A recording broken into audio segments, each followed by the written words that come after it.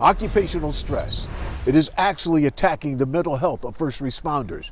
That is the chilling message from the Centers for Disease Control, and it can lead to disturbing outcomes like PTSD, anxiety, and even suicide.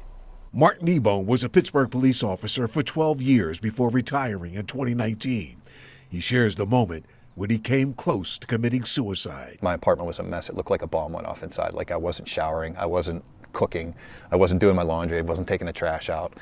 And I was just on the couch with all the shades drawn in a dark apartment. He says his years of stress and anxiety as a police officer and a broken relationship pushed him into excessive drinking and a feeling of emptiness.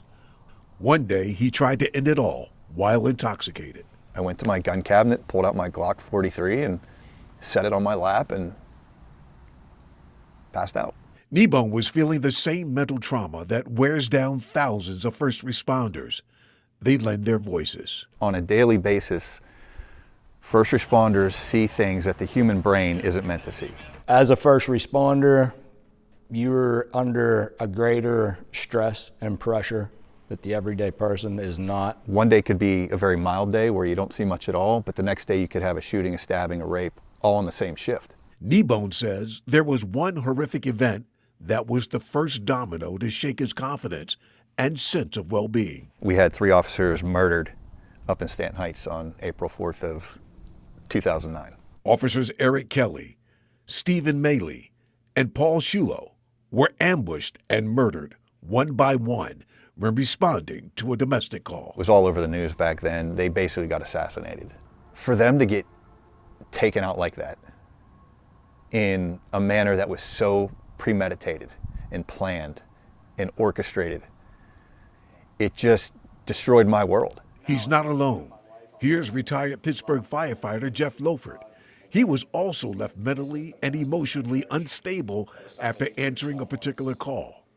Howe Street in Shadyside, when a woman jumped from a high-rise building. She jumped from the 5th floor trying to commit suicide, but landed on her feet. I remember her tibia and fibula sticking out, both her femurs were sticking out, and she was awake, conscious, crying, screaming, and you couldn't, like, all you saw was red. It was just, her whole face was blood.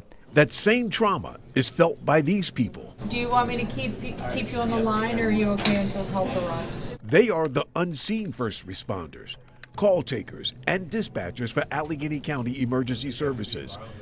They hear things the public should never hear. Scary things on the phone. A violent domestic on the phone where someone's getting beaten, or if we hear someone take their last breath, you can hear someone gasping for air. You can hear the fire crackling in the background. You can hear the screams of, people involved if they're trapped inside a building. Each person can take up to 60 traumatic calls in one shift. It takes a toll, adding up to what is known as call-taking fatigue. We're sitting in a center today that's going to see 4,000 to 5,000 911 calls in 24 hours. Dr. Sheila Roth is a licensed clinical social worker, a therapist who treats only first responders. The average person in life may have seen 1 or 2 traumatic events. First responders see thousands of traumatic events in a career, and so they see not only the physical trauma of events, but also the emotional trauma. Yeah, we're gonna have to straighten your leg. We're gonna put something on it to help with the pain, okay? Then we'll get you in the ambulance, all right? If you're in EMS, you're in the back of that ambulance with that person on the way to the hospital, and they're saying things to you like, am I gonna die? Oh my God, help me, Jesus. Help me, Jesus. Roth says first responders have no time to decompress what happened the day before. So they go home from their shift, but it takes at least 18 hours for the adrenaline and the cortisol that kept them where they needed to be to come out of their system.